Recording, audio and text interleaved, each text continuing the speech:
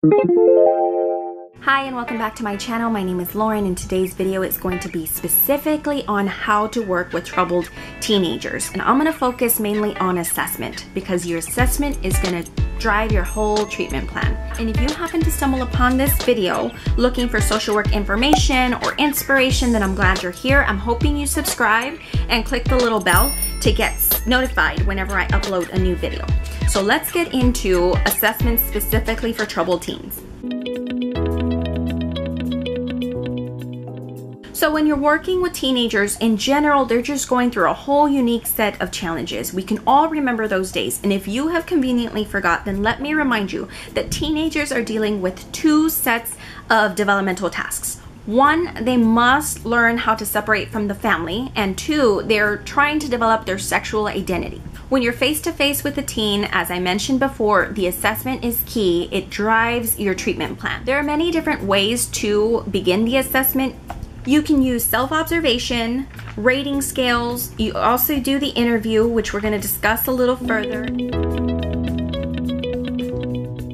When you first meet with a client, typically it's going to be a face-to-face type of interview situation. And there's three goals that you want to keep in mind whenever you're meeting with a new client. The first is going to be to establish rapport. You want to make sure the client feels comfortable with you and trusts you. The second, allow the client to tell their story. The third goal is going to be to gather as much information as possible from the client so you know where to further assess. If you're a social worker, you know we need to stay true to a systems perspective. We always need to keep systems theory in our minds, and all this means is when you're working with a teenager, you must include the family. The three things you want to gather from the family, at least on the first day, is one, what brought them to therapy? What is the presenting problem? And why? Why now? What happened? Usually there's a precipitating factor that brought them in. Two, you want to know how they've been handling the problem so far. You know, what types of solutions have they used? And three, what is their hope? What are their expectations from therapy?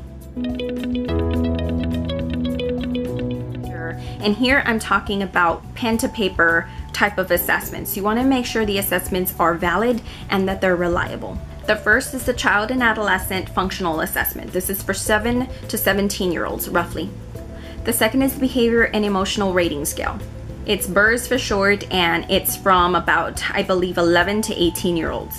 The BERS focuses on client strengths, so it's one of the favorites of social workers just because it lends itself nicely to a strengths perspective. The last is very particular, it's very specific, but it's also very good, and that's the adolescent drug abuse diagnosis. If in the interview the teen is the presenting problem happens to be drugs, or drugs was somewhat brought up in the interview, then you want to make sure that this is a area that you're going more in depth, so you might want to use the adolescent drug abuse assessment. I'm hoping that you found this video useful.